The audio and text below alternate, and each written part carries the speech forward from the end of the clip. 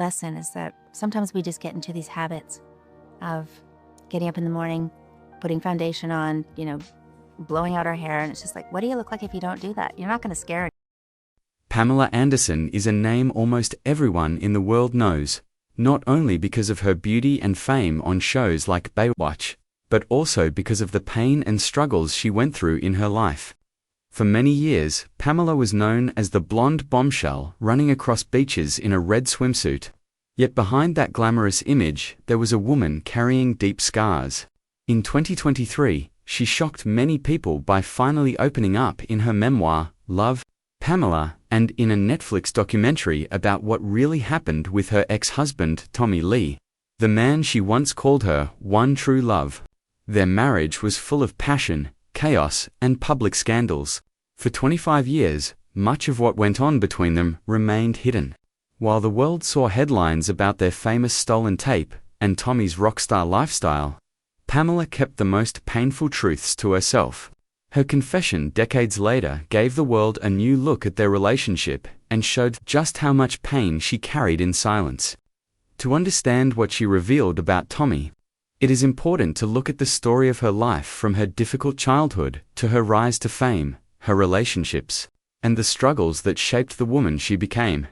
Pamela Denise Anderson was born on July 1, 1967, in a small town called Ladysmith on Vancouver Island, Canada. Her parents were young and struggling to make ends meet.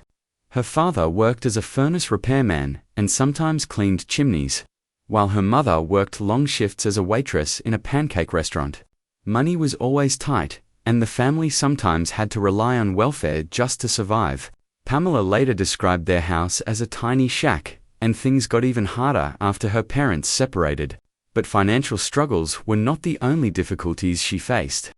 At just 6 years old, Pamela suffered abuse from a babysitter who was supposed to be taking care of her. This woman pretended to be kind, bringing her toys and gifts, but in secret, she was hurting her.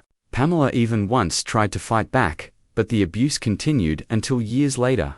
As if this trauma was not enough, when Pamela was only 12 years old, she was attacked again, this time by a much older man. Later, at 14, she faced another terrible betrayal when her own boyfriend and his friends assaulted her. These early experiences broke her trust in people and left emotional wounds that followed her for the rest of her life. Despite these painful beginnings, Pamela's life took a dramatic turn in 1989. She was just 22 years old, working as a fitness instructor, when she went to a Canadian football game.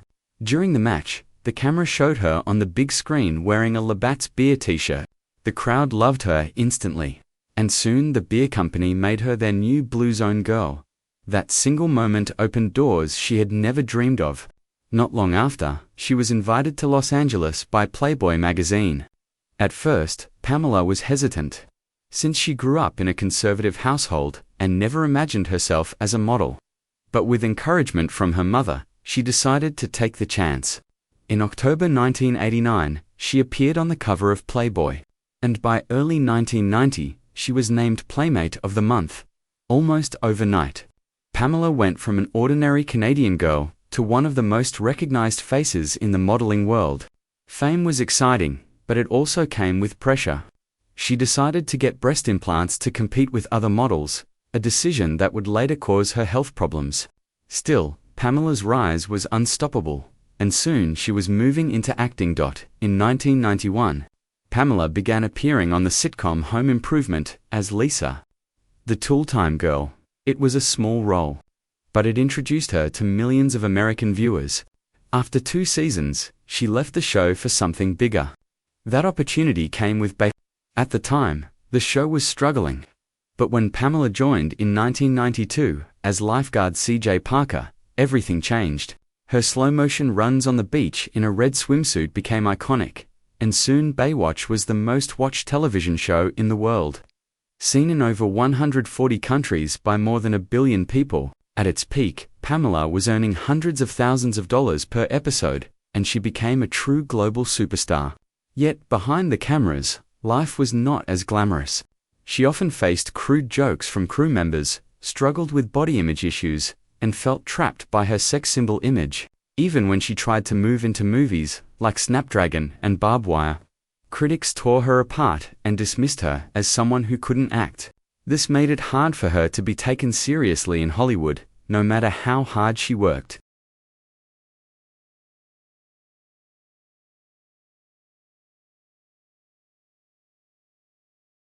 Pamela Denise Anderson was born on July 1, 1967, in a small Canadian town called Ladysmith on Vancouver Island. Her family did not have much money. Her father, Barry, worked as a furnace repairman and sometimes cleaned chimneys while wearing an old top hat. Her mother, Carol, was a waitress at a pancake house. Pamela often said their home felt like a tiny little shack, and sometimes they had to survive on welfare. But what hurt her childhood most was not just poverty, was abuse. When Pamela was only 6 years old, she was left with a babysitter who was supposed to care for her. Instead, this woman abused her for 4 years. Pamela even once tried to fight back with a candy cane-shaped pen, but the pain did not stop. At age 12, Pamela faced another nightmare when a much older man attacked her. And just 2 years later, when she was 14, her own boyfriend betrayed her in the worst way by planning a group assault with his friends. These events broke Pamela's trust in people and left her with deep scars. Instead of turning to friends or family, she started finding comfort in animals. These tragedies shaped her future, making her strong but also vulnerable. For many years, Pamela carried these secrets quietly. It was only in her 2023 memoir, Love, Pamela, that she finally revealed the full story to the public. Pamela never planned to be famous. In 1989, when she was 22, she was just a fitness instructor attending a football game in Vancouver. She wore a Labatt's beer crop top, and when the stadium's Jumbotron camera landed on her, the crowd went wild. That single moment changed her life. Soon after, the beer company signed her as their model, and she quickly caught the attention of Hugh Hefner. He invited her to pose for Playboy magazine. At first, Pamela hesitated because she came from a conservative background and did not see herself as a sex symbol. But with encouragement from her mother, she decided to take the chance. In October 1989, Pamela was on the cover of Playboy. And by February 1990, she was named Playmate of the Month. This was her first big step into international fame. Over the years, she appeared on 14 Playboy covers, setting a Guinness World Record. Hefner once called her the DNA of Playboy because she was so important to the brand. These covers earned her huge money, over $100,000 per appearance in the mid-1990s. In total, Pamela's work with Playboy earned her millions, but it also put her into a box. Hollywood casting directors could not see her as anything beyond a blonde model. While her fame grew rapidly, she also struggled with being typecast. Still, that football game and Playboy cover had launched her career in a way she never expected. In 1991, Pamela moved to Los Angeles, hoping to turn her modeling fame into acting success. She first appeared on the sitcom Home Improvement as Lisa, the tool-time girl, but left after 2 seasons. She then joined Baywatch in 1992, a show that was struggling with low ratings at the time. When Pamela appeared running in slow motion on the beach in a red swimsuit, everything changed. Baywatch became the most watched TV show in the world, broadcast in 142 countries and watched by over 1 billion people. Pamela's character, CJ Parker, became iconic, and she herself became the most famous woman on television. She was earning $300,000 per episode at her peak and filmed over 2,000 slow-motion scenes. But behind the glamour, Pamela was facing humiliation. Cast members and crew often made crude jokes about her implants, and producers encouraged it as part of the brand. She later revealed in her Netflix documentary that these years gave her body image issues. Despite the pressure, Baywatch made her a household name, and that red swimsuit became a symbol of 1990s pop culture. Even after leaving the show, she returned for a reunion special in 2003. Proving her image as CJ Parker was unforgettable. The fame was massive, but it also came with a price. Pamela felt she was trapped inside a public image she could not escape. After her success on Baywatch, Pamela tried to move into movies. In 1993, she starred in the thriller Snapdragon, but critics mocked her acting, and the film flopped badly. In 1996, she headlined Barbed Wire, a futuristic action movie where she even tattooed real barbed wire on her arm for the role. But the movie was another failure, losing millions. These disappointments made Hollywood take her less seriously. Pamela then turned to television again, producing and starring in her own series, VIP. From 1998 to 2002, this show made fun of her own image and allowed her to take more creative control. During the 2000s, she also explored activism, especially animal rights. She worked closely with PETA, appeared on billboards, and even protested against KFC. She wanted to show the world she cared about more than just her looks.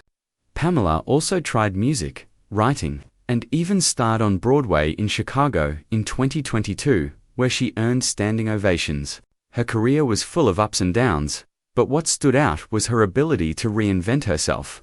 She faced constant judgment from the media, who often dismissed her as just a sex symbol. Yet she continued to prove she had many sides: actress, producer, activist, and author. Pamela's life changed again on New Year's Eve 1994 when she met Tommy Lee, the drummer of the rock band MTLE Crew. Their romance was wild from the beginning. Only 4 days after meeting in Cancun, they got married on the beach in February 1995. But their relationship quickly spiraled out of control. In October 1995, a worker who had done renovations in their house stole a safe that contained jewelry, guns, and a private honeymoon tape. This tape, which included intimate moments, became the most famous sex tape in history. Pamela and Tommy sued for $10 million, but it was too late. The tape was everywhere. It earned millions, but the couple never received a cent. Pamela was pregnant at the time and eventually dropped the lawsuit to protect her unborn child from stress. The leak of the tape destroyed her career opportunities. Directors stopped casting her in serious roles, and the public unfairly believed she had leaked it herself for publicity.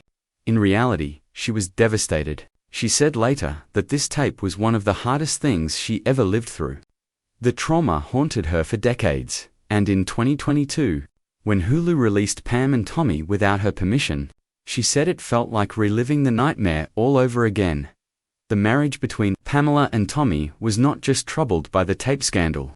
Tommy's jealousy and violent behavior made the relationship unbearable. On February 24, 1998, Pamela was holding their baby Dylan when Tommy kicked her, twisted her arm, and injured her while their other son, Brandon, watched. He was arrested and later sentenced to 6 months in jail for domestic violence. Pamela filed for divorce just 2 days later and sought full custody of their children.